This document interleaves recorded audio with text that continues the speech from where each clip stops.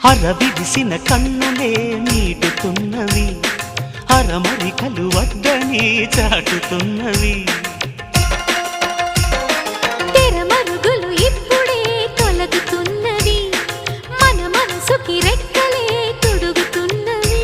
నా మినుకు మినుకు ఆశలే నిజమయ్యేలా, నీ వెలుగు తగిలి లోకమే మారే ఈ వేళ.